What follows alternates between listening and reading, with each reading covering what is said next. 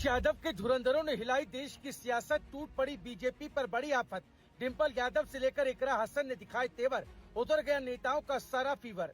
Police से सीधा भिड़ गई डिम्पल। अखिलेश यादव की तरह धर्मेंद्र यादव ने भी लगाई जंप, बैरियर तोड़कर छात्रों की आवाज की बुलंद। पुलिस की लाठियां भी नहीं डिगा सकी छात्रों का हौसला। शाह की बड़ी मुश्किलें, योगी से की फोन पर बात। जंतर मंतर के आंदोलन में दिखा मिशन 2027 का ट्रेलर। फिल्म से पहले कट गई दिल्ली से लखनऊ तक गदर। क्या जेनजी की ताकत के आगे झुकेगी सरकार? मच गया सियासत में हाहाकार। आई बड़ी खबर। कहते हैं जब इरादे मजबूत हो तो आवाज दूर तक जाती है, और जब सड़क पर जनता उतर आए तो सत्ता तक उसकी गूंज पहुंच ही जाती है। कुछ यही दिखा दिल्ली के आंदोलन में, क्योंकि दिल्ली के जंतर मंतर पर छात्रों के आंदोलन ने सिर्फ राजधानी का माहौल ही नहीं बदला, बल्कि राजनीतिक बहस को भी नई दिशा दे दी। हजारों युवाओं की मौजूदगी, विपक्षी नेताओं का समर्थन और पुलिस की कार्रवाई के बीच सबसे ज्यादा जिस चेहरे ने लोगों का ध्यान खींचा वो अखिलेश की लेडी कमांडर थी। आम दिनों में बेहद शांत और संयमित नजर आने वाली डिम्पल, प्रिया सरोज से लेकर इकरा हसन इस बार अलग अंदाज में दिखाई दी। कभी पुलिस अधिकारियों से बहस करती हुई, कभी बैरिकेड के सामने डटी हुई, कभी घायल छात्र की मदद करती हुई।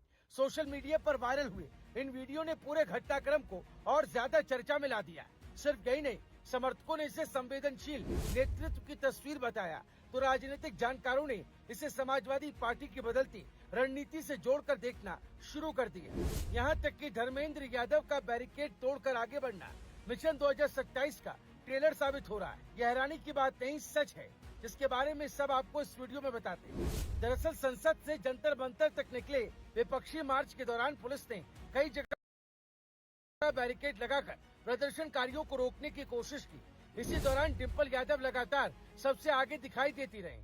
वायरल वीडियो में वो एक घायल छात्र के पास बैठकर उसकी हालत संभालती नजर आती है। आसपास मौजूद लोगों से तुरंत मदद की अपील करती है और छात्र को राहत दिलाने की कोशिश करती है। यही तस्वीर पूरे दिन सोशल मीडिया पर सबसे ज्यादा शेयर की गई। राजनीतिक गलियारों में भी चर्चा शुरू हो गई कि क्या समाजवादी पार्टी अब डिम्पल यादव को सिर्फ चुनावी मंचों तक सीमित नहीं रखना चाहती, बल्कि उन्हें सड़क के संघर्षों का भी प्रमुख चेहरा बनाने की तैयारी कर रही। क्योंकि कई बार राजनीति में लंबे भाषण नहीं, बल्कि कुछ तस्वीरें ही सबसे बड़ा संदेश दे जाती है। प्रदर्शन के बाद मीडिया से बातचीत में डिम्पल यादव ने पुलिस कार्रवाई पर सवाल उठाए।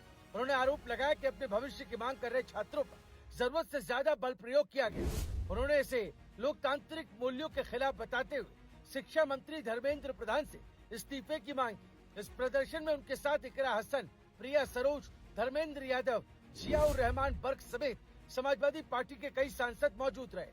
दूसरी तरफ प्रशासन का कहना था कि संसद सत्र के दौरान सुरक्षा बनाए रखना जरूरी था और कानून व्यवस्था के तहत कार्रवाई की गई। लेकिन इन तमाम दलीलों के बीच डिम्पल यादव की मौजूदगी पूरे घटनाक्रम की सबसे चर्चित तस्वीर बन गई।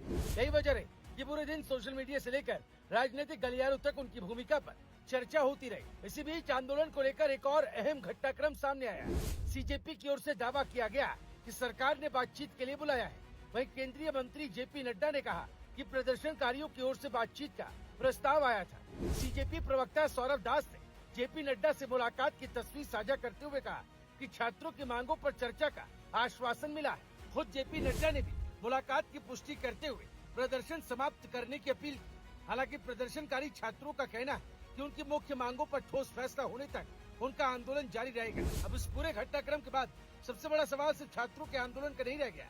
चर्चा इस बात की भी है कि क्या समाजवादी पार्टी 2027 से पहले अपनी राजनीतिक रणनीति को नए तरीके से तैयार कर रही है या नहीं।